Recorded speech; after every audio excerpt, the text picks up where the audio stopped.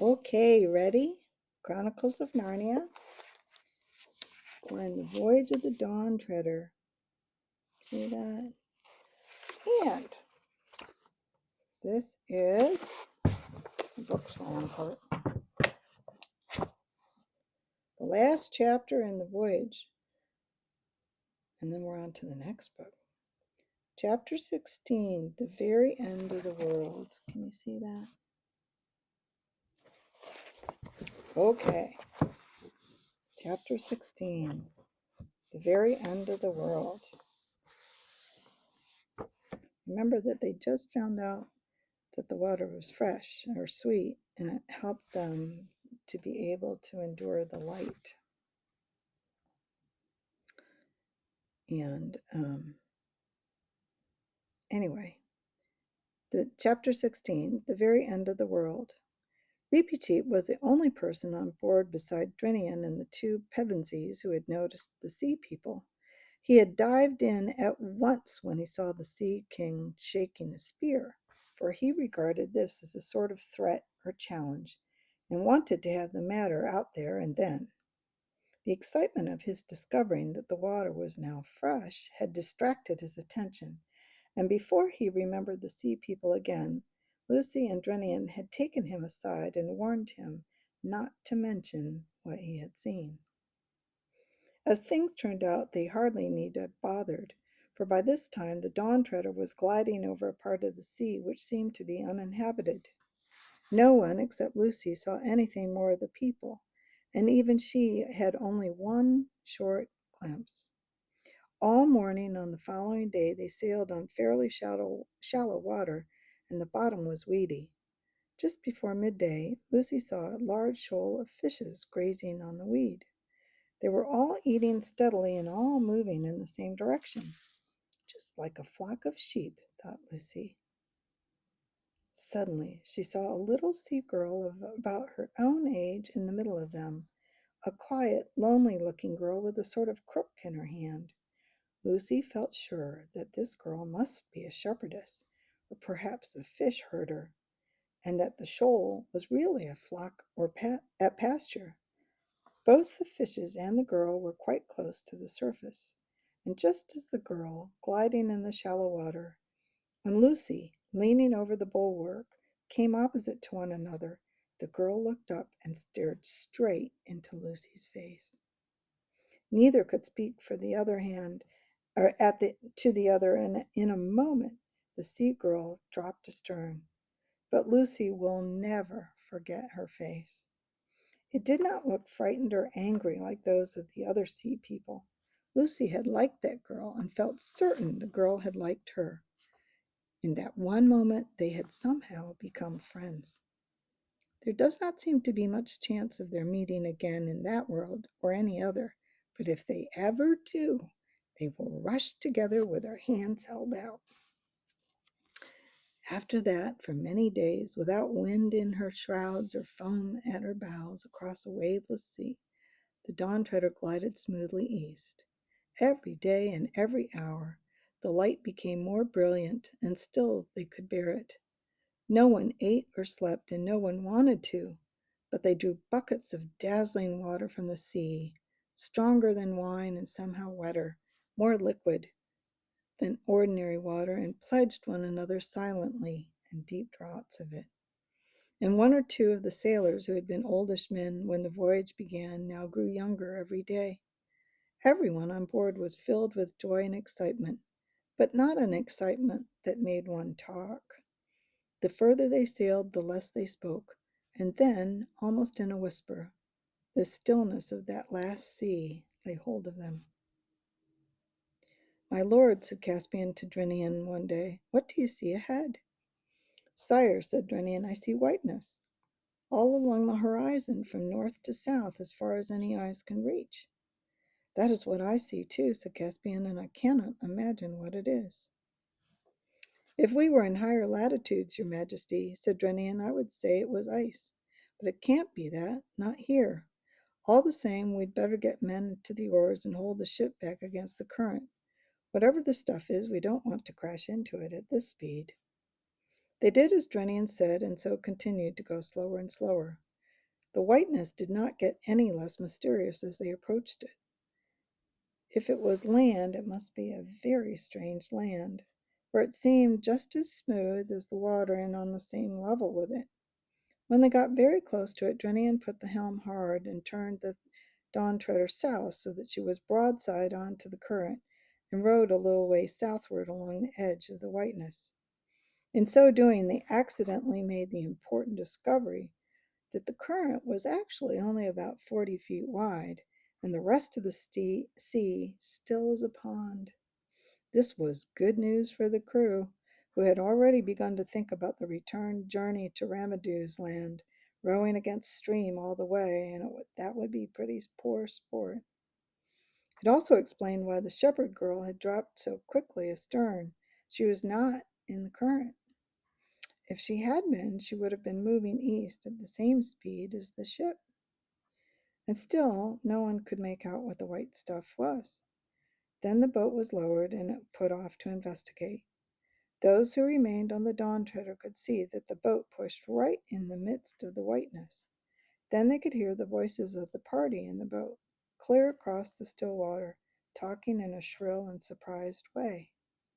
Then there was a pause, while Rhinoff in the bow of the ship took a sounding, and then after that, the boat came rowing back. There seemed to be a plenty of white stuff made inside her. Everyone crowded to the side to hear the news.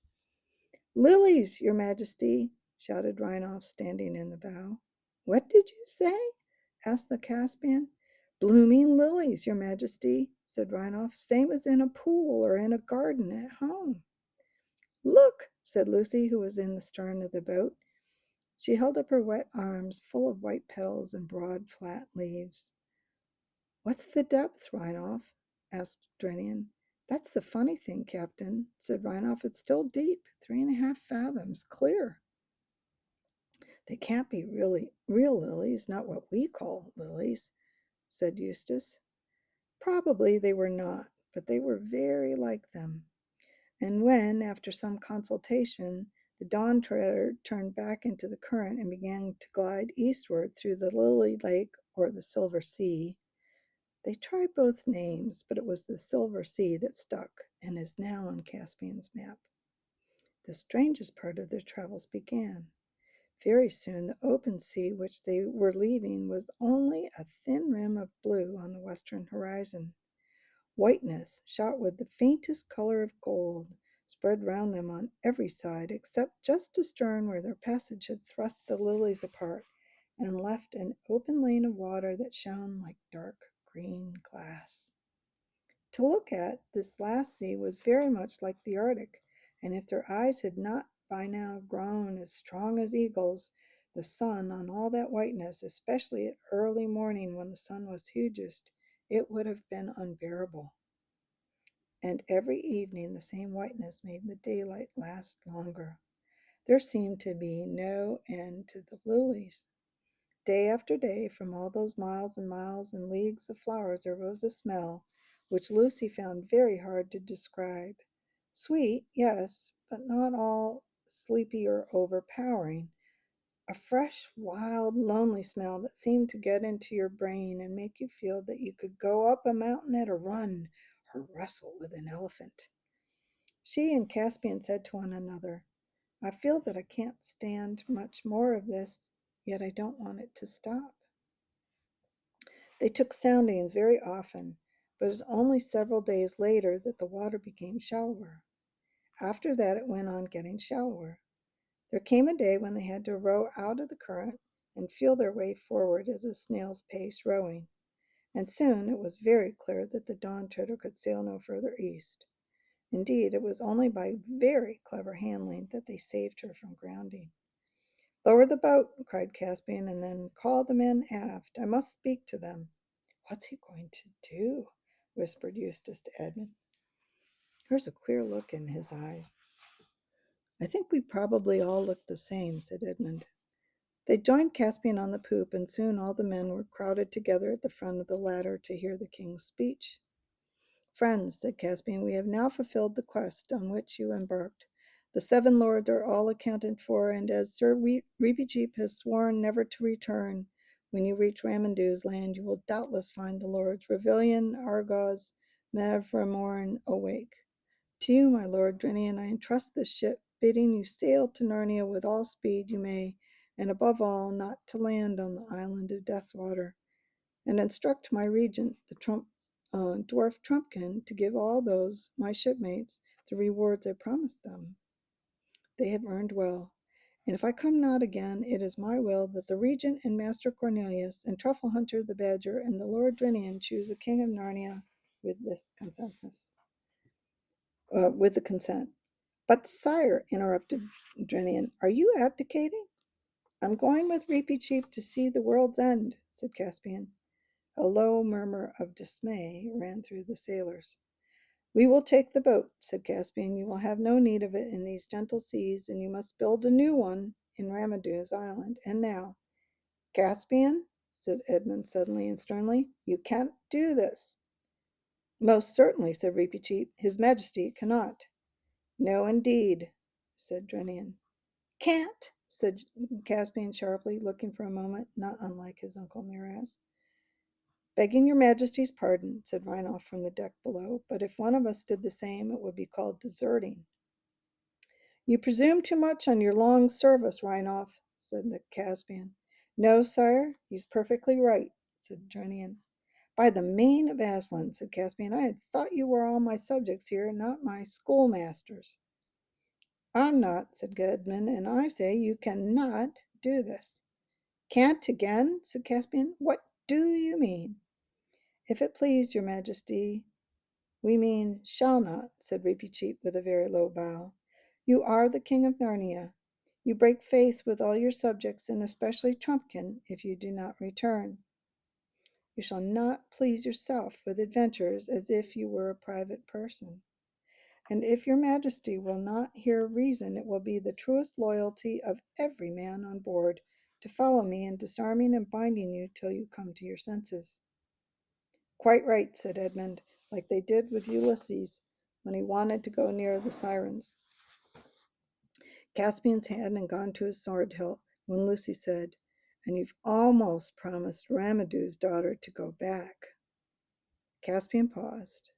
Well, yes, there is that, he said. He stood irresolute for a moment and then shouted out to the ship in general. Well, have your way. The quest is ended. We all return. Get the boat up again. Sire, said Reepicheep, we do not all return, as I explained before. Silence, thundered Caspian. I've been lessoned, but I'll not be baited. Will no one silence that mouse? Your Majesty promised, said Reepicheep, to be a good lord to the talking beasts of Narnia. Talking beasts? Yes, said Caspian. I said nothing about beasts that never stop talking. And he flung down the ladder in a temper and went off into the cabin, slamming the door. But when the others rejoined him a little later, they found him changed. He was white, and there were tears in his eyes. It's no good, he said. I might as well have behaved decently for all the good I did with my temper and swagger. Aslan has spoken to me. No, I don't mean he was actually here. He wouldn't fit into the cabin, for one thing. But that gold lion's head on the wall came to life and spoke to me. It was terrible. His eyes, not that he was all rough with me, only a bit stern at first, but it was terrible all the same. And he said, oh, I can't bear it. The worst thing he could have said, you're to go on, Reep, and Edmund and Lucy and Eustace, and I'm to go back, alone, and at once. And what is the good of anything? Caspian, dear, said Lucy, you knew we'd have to go back to our own world sooner or later. Yes, said Caspian with a sob, but this is sooner. You'll feel better when you get back to Ramandu's island, said Lucy.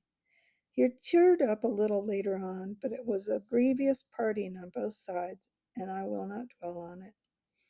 About 2 o'clock in the afternoon, well victualled and watered, though they thought they would need neither food nor drink, and with Reepicheep's coracle on board, the boat pulled away from the DawnTreader to row through the endless carpet of lilies. The DawnTreader flew all her flags and hung out her shields to honor their departure. Tall and big and homelike, she looked from their low position with the lilies all around them. And before she was out of sight, they saw her turn and begin rowing slowly westward. Yet though Lucy shed a few tears, she could not feel it as much as you might have expected. The light, the silence, the tingling smell of the silver sea, even in some odd way, the loneliness itself, were too exciting. There was no need to row, for the current drifted them steadily to the east. None of them slept or ate. All that night and all next day they glided eastward, and when the third day dawned, with a brightness you or I could not bear even if we had dark glasses on, they saw a wonder ahead. It was as if a wall stood up between them and the sky, a greenish gray, trembling, shimmering wall.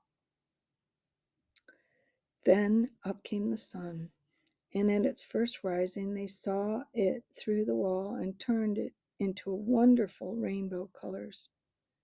Then they knew that the wall was really a long, tall wave, a wave endlessly fixed in one place, as you may often see at the edge of a waterfall.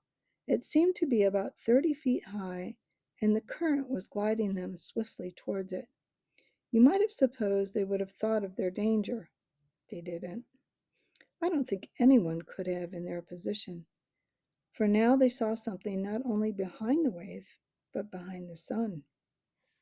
They could not have seen even the sun, if their eyes had not been strengthened by the water of the last sea. But now they could look at the rising sun and see it clearly and see things way beyond it.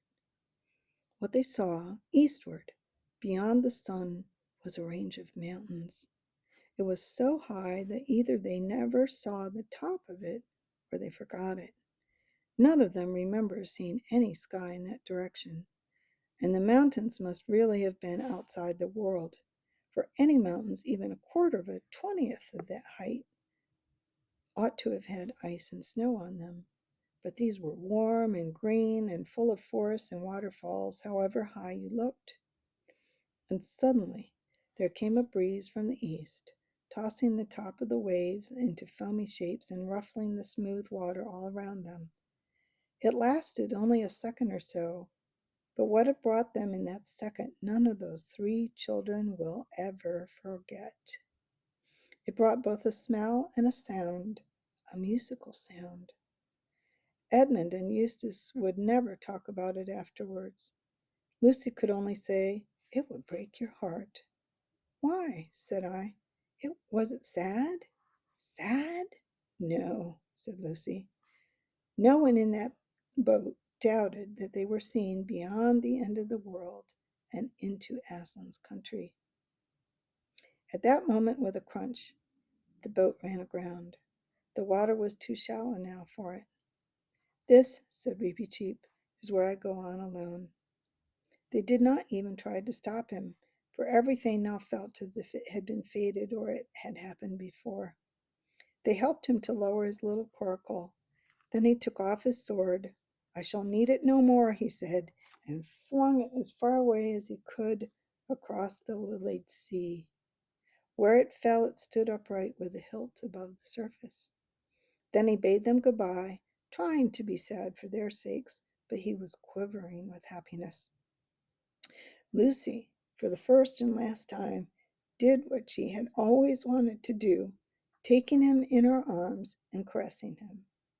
Then hastily he got into his coracle and took his paddle, and the current caught it, and away he went, very black against the lilies. But no lilies grew on the wave. It was a smooth green slope. The coracle went more and more quickly and beautifully. It rushed up the wave's side. For one split second they saw its shape and Reepicheep's on the very top.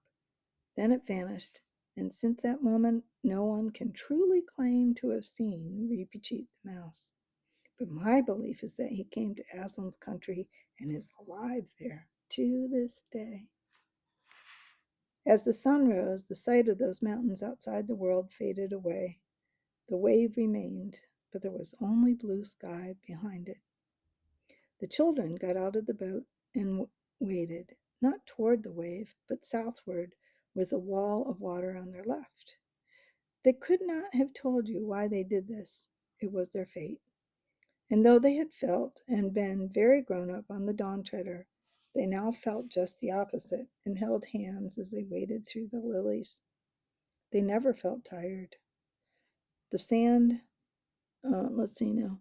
The water was warm, and all the time it got shallower. At last they were on dry sand and then grass. A huge plain of very fine grass, almost level with the silver sea and spreading in every direction, without so much as a molehill. And of course, as it always does in a perfectly flat place without trees, it looked as if the sky came down to meet the grass in front of them. But as they went on, they got the strangest impression that here at last the sky really did come down and join the earth. A blue wall, very bright, but real and solid, more like glass than anything else. And soon they were quite sure of it. It was very near now. But between them and the foot of the sky there was something so white on the green grass that even with their eagle eyes they could hardly look at it. Then they came on and saw that it was a lamb. "Come and have breakfast," said the lamb in its sweet, milky voice. Then they noticed for the first time that there was a fire lit on the grass and fish roasting on it. They sat down and ate the fish, hungry now for the first time for many days, and it was the most delicious food they had ever tasted. "Please, lamb," said Lucy, "is this the way to Aslan's country?" "Not for you," said the lamb. "For you, the door into Aslan's country is from your own world." "What?" said Edmund. "Is there a way into Aslan's country from our own world, too?" "There is a way into my country from all the worlds," said the lamb. But as he spoke, his snowy white flushed into tawny gold, and his size changed, and he was Aslan himself, towering above them and scattering light from his mane. "Oh, Aslan," said Lucy, "will you tell us how to get into your country from our world?" "I shall be telling you all the time," said Aslan, "but I will not tell you how long or short the way will be, only that it will be across the river. But do not fear that, for I am the great bridge builder. And now come, I will open a door in the sky and send you to your own land." "Please, Aslan," said Lucy, "before we go, will you tell us when we can come back to Narnia again, please? And oh, do make it soon." "Dearest," said Aslan very gently, "you and your brother will never come back to Narnia." "Oh, Aslan," said Edmund and Lucy, both together in despairing voices. "You are too old, children," said Aslan, and you must begin to become close to your own world now. It isn't Narnia, you know. Excuse me, I'm gonna get a cup of tea. "Oh, Aslan," said Edmund and Lucy, both together in despairing voices. "You are too old, children," said Aslan, "and you must begin to become close to your own world now." "It isn't Narnia, you know," sobbed Lucy. "It's you. We shan't meet you there, and how can we live, never meeting you?" "But you shall meet me, dear one," said Aslan. "Are you there too, sir?" said Edmund. "I am," said Aslan, "but there I have another name. You must learn to know me by that name. This was the very reason why you were brought to Narnia, that by knowing me here for a little, you may know me better there." "And is Eustace never to come back here either?" said Lucy. "Child," said Aslan, "do you really need to know that? Come, I am opening the door in the sky." Then, all in one moment, there was a rending of the blue wall, like a curtain being torn, and a terrible white light from beyond the sky, and the feel of Aslan's mane, and a lion's kiss on their foreheads, and then the back bedroom in Aunt Alberta's home in Cambridge. Only two more things need to be told. One is that Caspian and his men all came safely back to Ramandoo's island, and the three lords woke from their sleep. Caspian married Ramadu's daughter, and they all reached Narnia in the end, and she became a great queen and the mother and grandmother of great kings. The other is that back in our own world, everyone soon started saying how Eustace had improved, and how you'd never know him for the same boy. Everyone except Aunt Alberta, who said he had become very commonplace and tiresome, and it must have been the influence of those Pevensey children. So there. Next book, The Silver Chair. Until then.